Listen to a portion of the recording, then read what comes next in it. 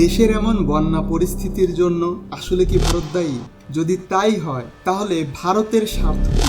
ভারত কি এমন বন্যা পরিস্থিতি সৃষ্টি করে বাংলাদেশকে দমিয়ে রাখার চেষ্টা করছিল? তবে কি হতো ভারত বাংলাদেশের নদীপথে যদি কোনো বাঁধই না থাকতো? বাংলাদেশের নদীপথের সীমান্তে ভারতের ব্যারেজ দেওয়ার উদ্দেশ্য বা কি ছিল? তাদের কি সেই উদ্দেশ্য হাসিল হয়েছে? হলেও তা কতটুকু? বাঁধের বিপরীতে বাঁধ দিলেই কি পরিস্থিতি সমাধান হবে? বাংলাদেশের নদীপথের সীমান্তে ভারতের ব্যারেজ তৈরির কারণে বন্যাগ্রস্ত বাংলাদেশের এলাকাগুলির লাভ এবং ক্ষতি, বন্যার সময় কি কি ধরনের রোগ জীবাণু ছড়ায় এবং তার করণীয় কি, আসুন এই সকল বিষয়ে জানবো আজকের ভিডিওতে। বাংলাদেশের এমন বন্যা পরিস্থিতির জন্য ভারতই দায়ী, কারণ ডুম্বুর ও ফারাক্কা বাঁধ খুলে দিয়ে রীতিমতো অঘোষিত জলযুদ্ধ ঘটিয়েছে ভারত।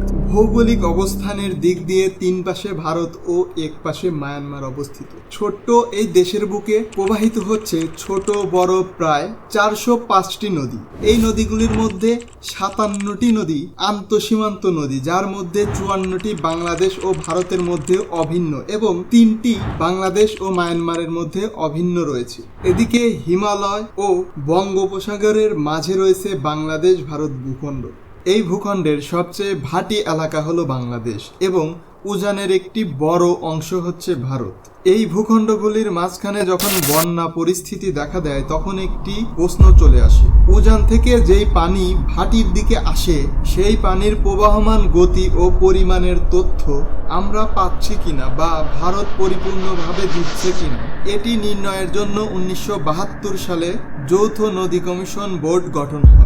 যৌথ নদী কমিশন বোর্ড বাংলাদেশের পক্ষ থেকে বরাবরই অভিযোগ ছিল ভারত থেকে তারা যেই তথ্য পান সেই তথ্যের উপর ভিত্তি করে কোনোভাবেই বাংলাদেশের বন্যার পরিস্থিতি মোকাবেলা বা পূর্ব আভাস দেয়া অসম্ভব, কারণ ভারতের দেওয়া তথ্য ও গতির পরিমাণের চেয়েও আনপ্রেডিক্টেবল ভাবে বন্যার পানি বাড়তে থাকে। 2023 সালের আগস্টে যৌথ নদী কমিশনের সভায় ভারতের কাছে বাংলাদেশের বিশেষজ্ঞ এবং যৌথ নদী কমিশন বোর্ড বাংলাদেশ 3টি বিষয়ের উপর জোরদার দাবি করেন। 1. নদীগুলোর পানির উচ্চতা কি পরিমাণ বৃদ্ধি পাচ্ছে ও কত দ্রুত তা ভাটির দিকে আসছে বা ভাটির দেশে আসছে সেই বিষয়টি নিশ্চিত করা। বাংলাদেশের ধারণা ভারত প্রায় 54টি উজান অংশে বাঁধ বা ব্যারেজ তৈরি করে বিপুল পরিমাণ পানি আটকে রেখেছে। সেই পানি দিয়ে তারা বিদ্যুৎ উৎপাদন, সেচ প্রকল্প, পানি ডাইভারশন এ ধরনের নানা কার্যক্রম করে থাকে।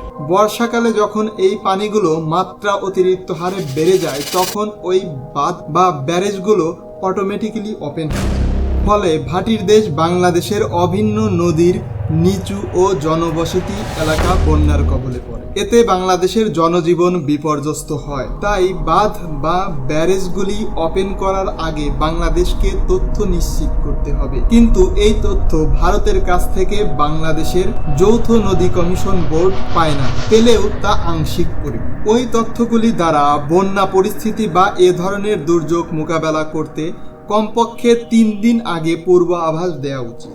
ভারত কি এমন বন্যা পরিস্থিতি সৃষ্টি করে বাংলাদেশকে দমিয়ে রাখার চেষ্টা করছে?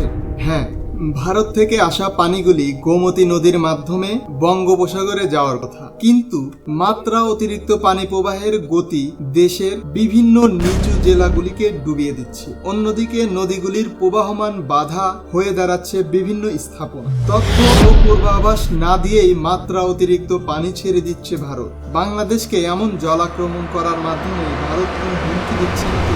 দিলে সেটা কি? ভারত কৃত্রিমভাবে বাংলাদেশে ভয়াবহ বন্যা সৃষ্টি করায় এর প্রতিবাদে ঢাকা বিশ্ববিদ্যালয়ে বিক্ষোভ সমাবেশ করেছে শিক্ষার্থীরা।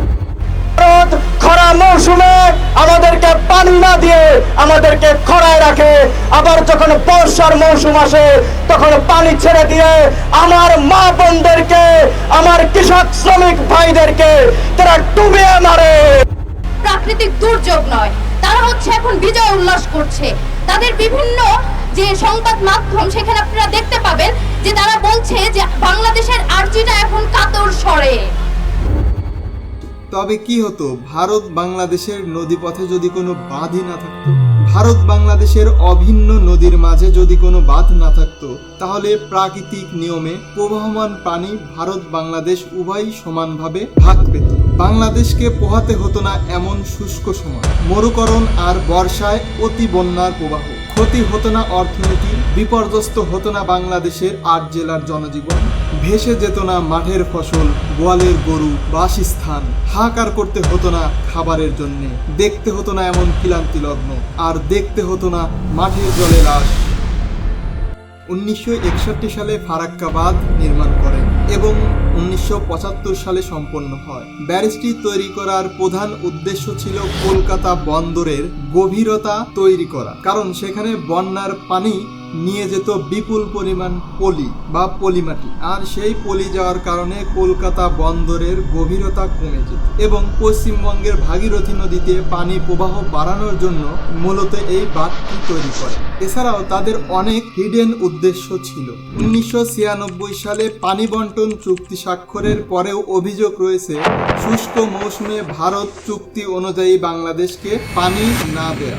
ভারতের ব্যারেজ দেওয়ার পর থেকেই বাংলাদেশের দুর্যোগগ্রস্ত এলাকাবাসী ও নিচু অঞ্চলের বন্যায় প্লাবিত হচ্ছে। প্রতি মৌসুমে বাংলাদেশকে কৃষি, মৎস্য, বনশিল্প, নৌ পরিবহন ও পানি সরবরাহ ইত্যাদি ক্ষেত্রে ব্যাপক লোকসানের সম্মুখীন হতে হয়। প্রত্যক্ষভাবে বাংলাদেশের প্রায় 300 কোটি মার্কিন ডলার প্রতি মৌসুমে ক্ষতি হয়।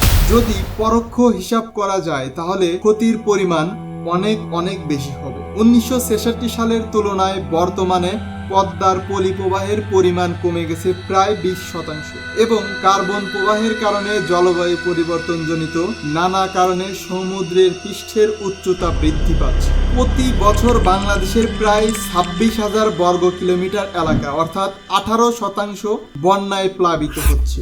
অতীতে অনেক বন্যা বাংলাদেশে ধ্বংসযজ্ঞ চালিয়েছে, বিশেষ করে 1966, 1988, 1998, 2004, 2008, 2017, 2022 ও 2024 অর্থাৎ দেখা যায় 2000 সালের পর পর্যন্ত প্রতি 10 বছর পর পর বাংলাদেশে একটি বড় বন্যা হয়েছিল। কিন্তু গত 2 বছরের ব্যবধানে আনপ্রেডিক্টেবল বন্যার কবলে বাংলাদেশ।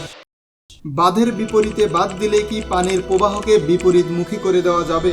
বাংলাদেশের ভৌগোলিক প্রেক্ষাপট থেকে প্রায় অসম্ভব, কারণ বাংলাদেশ ভাটি ও ভারত উজানে অবস্থিত। পাহাড়ের ঢল বেয়ে যেমন ঝর্ণা বয়ে নিচের দিকে আসে, একইভাবে ভারত থেকে বাংলাদেশের অভিন্ন নদীগুলি বয়ে যায়। বিপরীতমুখী বাঁধটি ফারাক্কার চেয়েও অধিক উচ্চতা সম্পন্ন হলেও পানির প্রবাহকে বিপরীতমুখী করা অনেকটাই কঠিন। বিশেষজ্ঞদের মতে কোনো একটি কৃত্রিম খাল খনন করা যায়, যেটাতে ওয়াটার রিজার্ভেশন থাকবে। ভারত ও বাংলাদেশের সমঝোতার মাধ্যমে পানির স্বাভাবিক বা প্রাকৃতিক প্রবাহ বজায় রাখলেই বাংলাদেশের এমন হঠাৎ দুর্যোগকে আর দেখতে হবে। বন্যার সময় কি কি ধরনের রোগ জীবাণু ছড়াতে পারে? বন্যার কারণে পানি জমে জলবদ্ধতার সৃষ্টি করে। এ কারণে ডায়রিয়া, কলেরা, টাইফয়েড, শ্বাসকষ্ট, সর্দি, কাশি ও অন্যান্য শ্বাসকষ্টের সমস্যা দেখা দিতে পারে। পানি যখন নেমে যায় তখন এইসব রোগবালাই বেশি দেখা দেয়। পানির কারণেই রোগ হয়। এই রোগবালাই মোকাবেলা করতে প্রয়োজনীয় ঔষধ সরবরাহ বাড়াতে হবে। জনগণকে সচেতন থাকতে হবে, বিশেষ করে শিশুদের পরিষ্কার পরিচ্ছন্ন ও বিশুদ্ধ পানি বা খাবার খাওয়াতে হবে। এখন আমাদের করণীয় হলো একপাক্ষিক জলাক্রমণ, তথ্য ও পূর্বাভাস নিশ্চিত এবং অভ্যন্তরীণ নদী দখল রোধ করা। শেষ পর্যন্ত ভিডিওটি দেখার জন্য ধন্যবাদ। না, একটু দাঁড়ান, আপনাদের জন্য রয়েছে মগজ ধোলাইয়ের জন্য কিছু কুইজ। বাংলাদেশে সর্বমোট কতটি নদী রয়েছে? বাংলাদেশের সাথে যুক্ত কতটি সীমান্ত বা অভিন্ন নদী রয়েছে? প্রতি বছর বাংলাদেশের ভূখণ্ডের কত শতাংশ প্লাবিত হয়? বন্যার কারণে প্রতি মৌসুমে বাংলাদেশের প্রত্যক্ষ লোকসান কত ডলার হয়? কত সালে ভারত বাংলাদেশ যৌথ নদী কমিশন বোর্ড স্থাপিত হয়? ইতিমধ্যে সকল প্রশ্নের উত্তর এই ভিডিওটিতে দেখে নিচ্ছি।